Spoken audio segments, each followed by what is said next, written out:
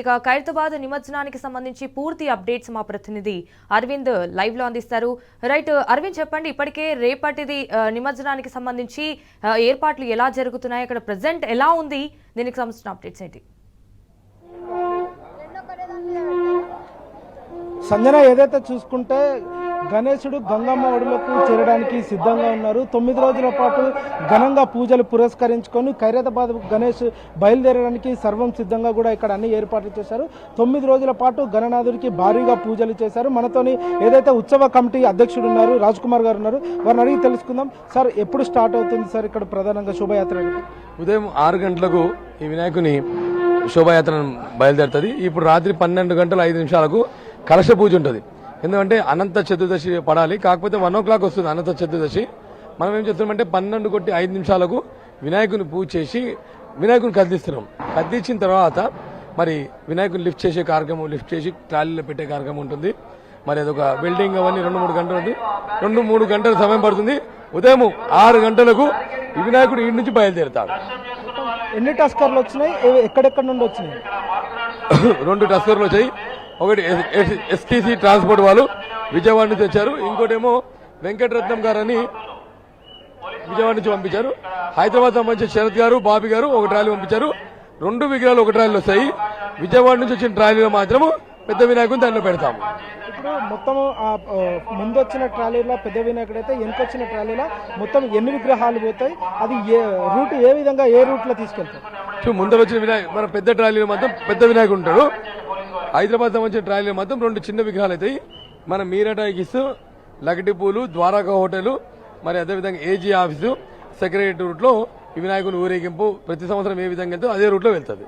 ముందే దీనికి సంబంధించిన భారీ ఏర్పాట్లు కానీ, మరియు వెల్డింగ్ సంబంధించిన కానీ, ఎలక్ట్రీషియన్ వర్క్ సంబంధించిన కానీ, అవి ఏ విధంగా జరిగాయి ఇప్పటి వరకు? చూడండి, మనకు ఒక 2 రోజుల ముందు ట్రయల్ వచ్చేస్తుంది.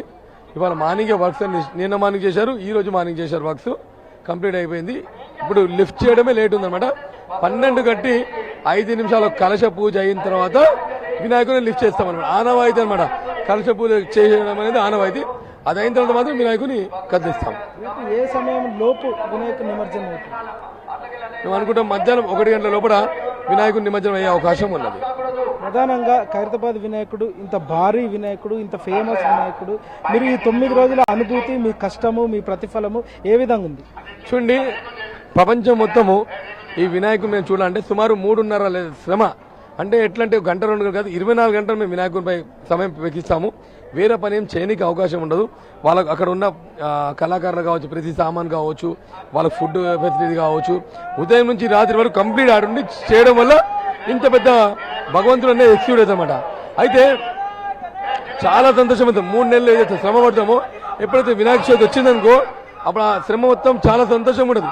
ఎవరైనా ఒక యజ్ఞం చేసి ఒక రోజు చేస్తారు, ఒక పండుగ అంటే ఒక రోజు ఉంటుంది. కానీ వినాయకుని 11 రోజులు పూజ చేయాలంటే మా కుటుంబము సుమారు 100 రోజులు శ్రమ పడవలసి వస్తుంది అనమాట. ఇది ఒక ఆ భగవంతుడు మా కుటుంబానికి ఇచ్చిన వరము, మా ఖైరతాబాద్కి ఇచ్చిన వరము. అందరి సహకారంతో ఈ ఉత్సవాలని 71 సంవత్సరం నుంచి మనం సక్సెస్ఫుల్లీ కంప్లీట్ చేస్తాం. ఎందుకంటే ఖైరతాబాద్లో పుట్టిన ప్రతి యువకుడు, ప్రతి పెద్ద, ప్రతి చిన్న ఈ ఉత్సవాలు తమది అనే భావనతో, మా ఇంటిది అనే భావనతో ప్రతి ఒక్కరు పార్టిసిపేట్ చేసి వచ్చే భక్తులకు అన్ని రకాలుగా సేవ చేస్తారన్నమాట. సో కాబట్టి 70 సంవత్సరం నుంచి సక్సెస్ఫుల్లీ కంప్లీట్ చేశాం. ప్రధానంగా దీంట్లో పోలీసుల సహకారం కానీ, హెల్త్ సహకారం కానీ, ఎలక్ట్రీషియన్ అంటే ఎస్పీడీసీఎల్ సహకారం కానీ మీకు ఏ విధంగా అందింది? ఖచ్చితంగా అన్ని డిపార్ట్మెంట్ వాళ్ళు చాలా సపోర్ట్ చేశారు. ముఖ్యంగా పోలీస్ సిబ్బంది గౌరవ ముఖ్యమంత్రి రేవంత్ రెడ్డి గారి ఆదేశానుసారము మన పొన్నం ప్రభాకర్ గారు, గణేష్ ఉత్సవ కమిటీ అధ్యక్షుడు దానం నాగేందర్ గారు, వారు ప్రభుత్వం సంబంధించి అన్ని డిపార్ట్మెంట్ వాళ్ళతో మాట్లాడి భక్తులకు మాకు కావాల్సిన సదుపాయాలు అన్ని డిపార్ట్మెంట్స్ మాట్లాడి ఏర్పాటు చేయడం జరిగింది. ముఖ్యంగా హైదరాబాద్ కమిషనర్ సివి ఆనంద్ గారు, వాటర్ వర్క్స్ డిపార్ట్మెంట్ వాళ్ళు వాటర్ ఫెసిలిటీ ఇచ్చారు, electricity board, R&B department, forest department, ఈ విధంగా ప్రభుత్వం సంబంధించి అన్ని డిపార్ట్మెంట్ వాళ్ళు సపోర్ట్ చేయడం జరిగింది అనమాట. ఏదైతే ఈ సంవత్సరం గతంలో కంటే ఈసారి భక్తులు ఎంత సంఖ్యలో వచ్చారని అంచనా వేస్తున్నారు? ఖచ్చితంగా డబుల్ సంఖ్యలో వచ్చారు. ఎందుకంటే భక్తుల సంఖ్య అనేది తాగిడి డబుల్ అయిపోయింది. ఎందుకంటే 2 బ్యారికేడ్లు ఏర్పాటు చేసి వచ్చే భక్తుల్ని అన్ని బయటికి డైవర్షన్ చేశాం. అయినా కానీ భక్తుల సంఖ్య చాలా ఎక్కువైంది. లాస్ట్ టైం కంటే ఈసారి ఇన్కమ్ పెరిగే అవకాశం ఉంటుందా గణనాథునికి? లేదండి, లాస్ట్ టైం 72 లక్షలు కలెక్షన్ అయింది.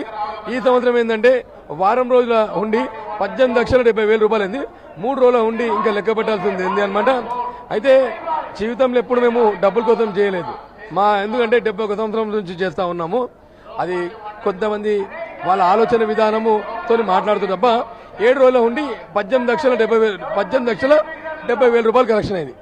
చివరిగా తెలంగాణ రాష్ట్ర ప్రజలకి ఖైరతాబాద్ గణేష్ గురించి ఏ విధంగా చెప్పాలి?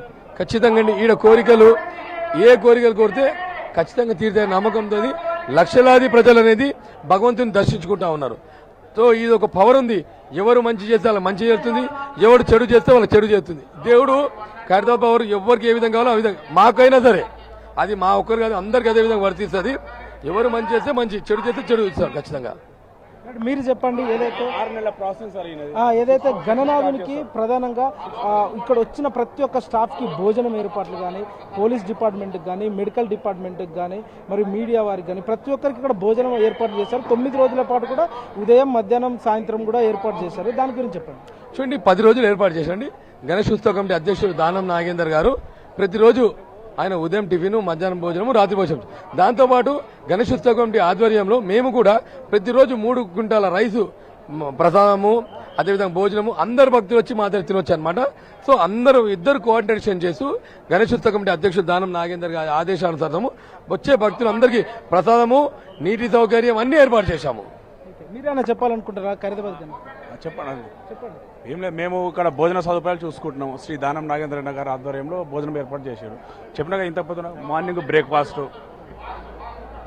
బ్రేక్ఫాస్ట్, మధ్యాహ్నం లంచ్, నైట్ డిన్నర్,